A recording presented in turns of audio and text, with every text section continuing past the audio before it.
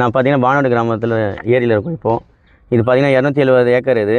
இந்த ஏரியில் பார்த்தீங்கன்னா மனித கழிவு, இறைச்சி கழிவு, கழிவுநீர் ஃபுல்லாக கலந்து இந்த ஏரியோட தண்ணி வந்து ஃபுல்லாக நாசனம் ஆகிடுச்சு. இந்த தண்ணியில் பார்த்தீங்கன்னா மனித கழிவு அந்த சைட்லேயும் இந்த சைடில் வந்து கழிவு நீரும் வந்து இந்த ஏரியில் வந்து கொட்டுறாங்க. இதனால் ஏரி ஃபுல்லாக நாசனம் ஆகிடுச்சு. நம்ம வந்து தமிழ்நாடு வாட்டர் போர்டில் வந்து தண்ணி டெஸ்ட் பண்ணி கொடுத்ததில் தண்ணி வந்து சுத்தமாக குடிக்கிறதுக்கு உகந்ததில்லன்னு சொல்லிட்டாங்க. அது இல்லாமல் பக்கத்தில் இருக்கிற கிராமம் எல்லாமே பார்த்திங்கன்னா உப்பு நீராக மாறிச்சு. குடிநீர் எல்லாமே நாசமாக போயிடுச்சு. எதனாலனா ஃபுல்லாக கழிவு நீர், மனித கழிவு கொட்டி இந்த மெடிக்கல் வேஸ்டேஜ்லாம் கொட்டி ஃபுல்லாக ரோடு எல்லாமே நாசனம் ஆகிடுச்சு. இது சம்மந்தம் நம்ம கோர்ட்டில் பார்த்திங்கன்னா ரிட் ஃபைல் பண்ணியிருந்தோம். பொதுநல வழக்கு வந்து ஃபைல் பண்ணியிருந்தோம். பொதுநல வழக்கு ஃபைல் பண்ணும்போது இந்த குப்பைலாம் எடுக்கணும்னு சொல்லி ஒரு வாரத்தில் வந்து நம்ம நீதிபதிகள் சொல்லியிருந்தாங்க. ஆனால் வந்து இப்போ 2 அதிகாரிகள் வந்து ஃபார்மாலிட்டிஸ்க்கு தான் சும்மா எல்லாத்தையும் க்ளீன் பண்ணுற மாதிரி பண்ணிவிட்டு, ஆனால் மொத்தமாக எதுவும் க்ளீன் பண்ணல. சும்மா ஏதோ தானே பண்ணிவிட்டு எல்லாம் வேலை முடித்த மாதிரி சொல்லியிருக்காங்க. இப்போ வந்து ஆவடி கமிஷனரையும் உள்ளே வந்து ஜாயின் பண்ணியிருக்காரு நீதிபதி. எதனாலனா இங்கே வந்து ஃபுல்லாக கேமரா வைக்கணும், நைட்டு ரோந்து பணி எல்லாத்துக்கும் போகிறதுக்கு அவங்கள வந்து உள்ளே வந்து ஜாயின் பண்ணியிருக்காங்க.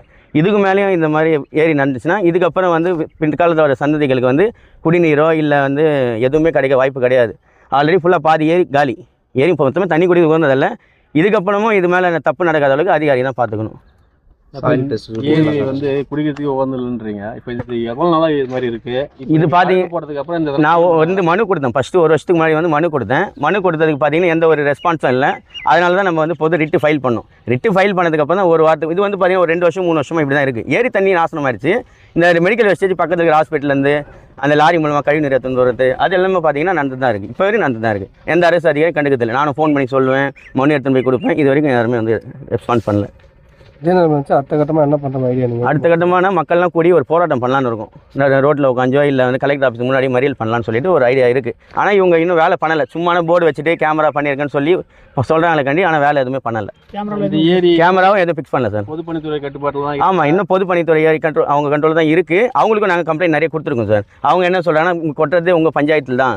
அவங்கக்கிட்ட நாங்கள் எத்தனையோ லெட்டர் கொடுத்துட்டோம், வண்டியை பிடிச்சி கொடுத்துட்டோம். ஆனால் ஆக்ஷன் எடுக்க மாட்டாங்க. வண்டி பிடிச்சி கொடுத்துட்டோம், அடுத்த நாள் வண்டி வெளில போயிடுதுன்னு சொல்கிறாங்க சார்.